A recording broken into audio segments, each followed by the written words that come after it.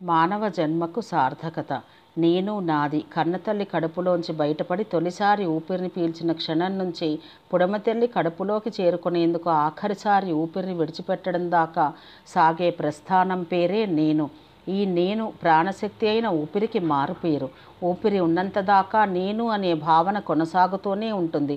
జనన మరణాల మధ్యకాలంలో సాగే జీవన స్రవంతిలో ఈ నేను ఎన్నెన్నో పోకడలు పోతుంది, మరెన్నో విన్యాసాలు చేస్తుంది. ఈ నేనులోంచే నాది అనే భావన పుడుతుంది. ఈ నాదిలోంచి నా వారు, నా భార్య, నా పిల్లలు, నా కుటుంబం, నా ఆస్తి, నా ప్రతిభ, నా ప్రజ్ఞ, నా గొప్ప అనేవి పుట్టుకొచ్చి చివరికి ఈ నేను అనే భావన భూమండలాన్ని కూడా మించిపోయి ఆకాశపు సరిహద్దును కూడా దాటిపోయి నిలువెత్తు విశ్వరూపాన్ని దాల్చి అహంగా ప్రజ్వరిల్లుతుంది. అహం అనే మాయ పొర కమ్మేసిన స్థితిలో ఈ నేను నేనే సర్వాంతర్యామిని అని విర్రవీగుతుంది. నాకు ఎదురే లేదని ప్రగల్భాలు పలుకుతుంది. పంతాలతో, పట్టింపులతో, పగలతో, ప్రతీకారాలతో తన ప్రత్యర్థిని సర్వనాశనం చేయడానికి సిద్ధపడుతుంది.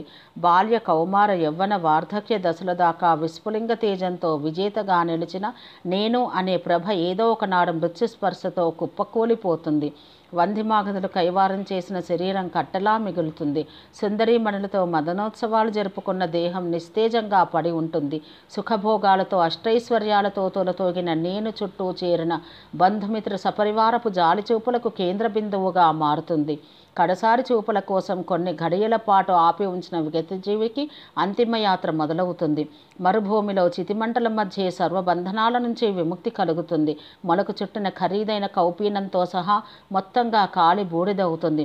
నేనే శాసనకర్తను, నేనే ఈ భూమండలానికి అధిపతిని, నేనే జగజ్జేతను అని మహోన్నతంగా భావించిన నేను లేకుండానే మళ్ళీ తెల్లవారుతుంది, రోజు మారుతుంది.